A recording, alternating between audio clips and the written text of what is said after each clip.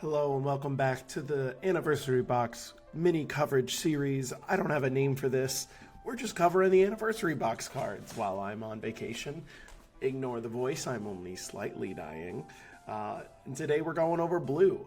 This is my color of choice when I'm talking about Masters. I love playing blue. It's really just the best, and I want to see what got support. So, who did? Two aggro decks. Okay. It's not my favorite choice, but I love Gohan. Gohan is like my favorite Saiyan in the show. He's just a really cool deck in that, like, in terms of aggro, blue is typically not given a whole lot of options, and this, like, you can only draw out a 3, but then, like, you get to do it every turn thing is really cool. I do think this deck is a little bit of an RNG fest, because to include any amount of extras feels really bad, but a lot of the extra cards are, like, how you're counterplaying, you know, their floodgates, they're how you're pushing through, or, like, surviving. Like, a lot of times it's like, okay, well, I wouldn't die if I just have a single negate in hand. And so that is something that's really obnoxious. But still, I think this deck is really, really sick, so it's really cool to see it get support. Also, the fact that it didn't ever have, like, a beast form in the deck besides the secret rare is kind of crazy. Like, this being an ultimate Gohan on the backside is literally begging for the beast Z lead. And Janemba, this deck was always just really mediocre. The boss monster comes down super, super late and isn't that impactful. It was always just missing a little bit of stuff, and then the buff to the Z deck size was actually pretty huge, right? Going from 7 to 10 does now mean that you can, like, include 2 tech cards along with the cards that actually facilitate your strategy. So both are really neat. I'm especially excited about Gohan, I'd say, and let's just jump in to see what they do. So Gohan, Apex of Rage. This card is really, really simple, but it is a free Z Awaken. It just costs 2 Z energy, and you just go over the blue Gohan SH. When it attacks, you draw one, and then you bottom deck one of your opponent's battle cards. Really cool. The deck typically is really good at removing, like, 4 and lesses, right? Via Mortals Be Gone, SS3 Goku, really just plenty of options for getting rid of little stuff. But getting rid of really tall cards, right, if your opponent did manage to produce some sort of decent body, kind of hard, but now this just lets you do it. At the end of your or your opponent's turn, you remove it from the game, basically saying, hey, you don't get to, like, remain the permanent version, right? And also that you cannot ramp this way, because you wouldn't be able to place more than that 3rd energy down, because he does not technically have that permanent. Activate main for a blue, you switch him to active mode. That notably, his auto to attack, draw, and remove something isn't once per turn. So that's really neat that he can just, like, attack again, go to 4 or 5 cards after you've done an activate main to draw to 3, and then go 4 or 5. Honestly, pretty solid. Getting up just a couple more cards in hand really does help with the consistency of the deck. This Piccolo Shining Orange Strength, again, another weird thing that it didn't really have, like, an Orange Piccolo. It has the SR double name, but that card is kind of mediocre sometimes, especially because it's a 110k, so it's a very dead card. But this card is really, really good. So activate battle for 1. If your leader has SH character name in there, your opponent has 2 energy, and you have an SH in your combo area, that's a little obnoxious. Draw 1 card and play this card from your hand, and then when he's played, you can actually warp up to 3 blue cards from your hand and then add them back at the start of your, or at the end of the turn, right? So basically, this is going to allow you to go up to, like, 5 or 6 cards in hand as you pass to your opponent, which gives you a lot more defense in terms of the amount that you've got, because it lets you basically get 8 total combos going into your opponent's turn, which is really good. As a 20k double striker, he's a decent body. It's nothing crazy, but he is still really good. The fact that he is an SH is kind of important, so that way he can work off of himself. That's pretty cool. Likewise, he can be triggering any other number of effects for your own SH cards. And then finally, Gamma 1 and 2 stand-up heroes. Also cool that we didn't, like, the in archetype Gamma 1 and 2 suck. Those cards were really, really bad. So it's really neat to see this get pushed a little bit more, and especially this feeds into the Goku Z battle card a lot better. So it's a dual attack. It has a permanent that says you can use your rest mode SH cards in combo, which is great because it does mean that, okay, well, I can play this card, I can play the Piccolo, I can go for, like, the 110k double name and use that immediately. There's a lot of different ways that you can just like take just that little bit of extra combo power when you're pushing for game, and it helps out. Activate main battle for 1 if your leader has a card with SH in its character name and your opponent has 3 or more. You or your opponent has 3 or more energy, you can play it from your hand.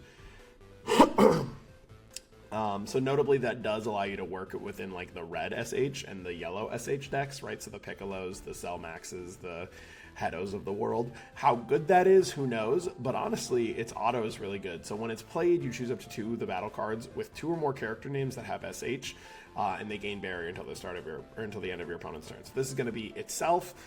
Things like the blue-yellow Gohan Piccolo. It's going to be the red Gamma double name. It's going to include the Vegeta Goku SR. And then it could even include like the secret rare yellow Gohan Piccolo. Just to give that barrier is really cool, because like, okay, now it's like suddenly very difficult to remove if it is something that you manage to play in like the yellow Piccolo deck or something. Just cool stuff that I really think is like some nice little synergies.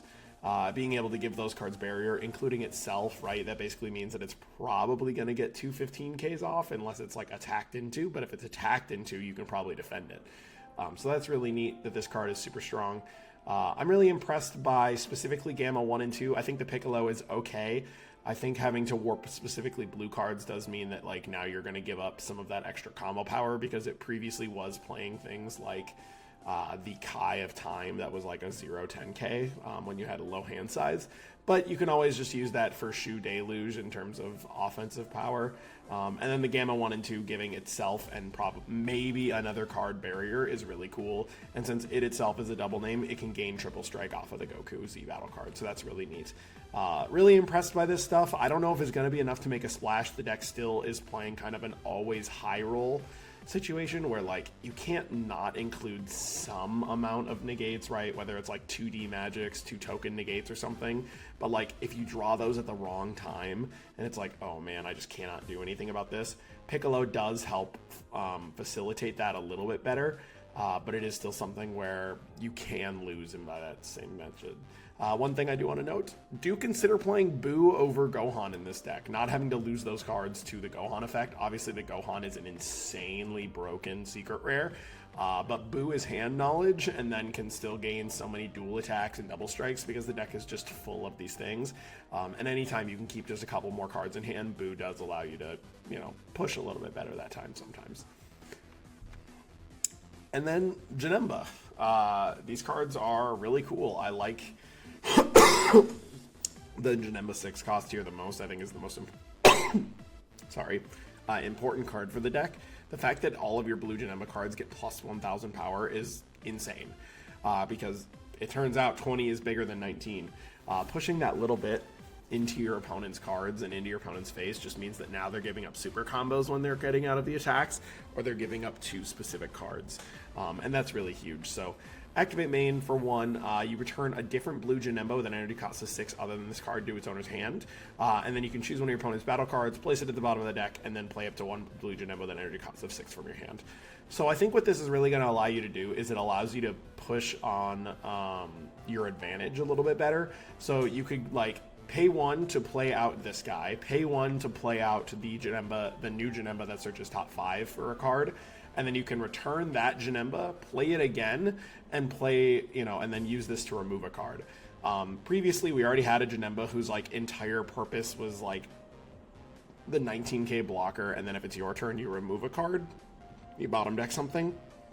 It's like, okay, well now this card does it while having this permanent and getting a free cycle of a Janemba, because all of them do have access to these, like, when this card is played, do whatever, right? So you can get a little bit extra pressure by replaying your crit guy, you could get a little extra pressure by playing the double strike barrier guy, or you could draw more cards by playing out the one who top 5. So this card is really, really impressive.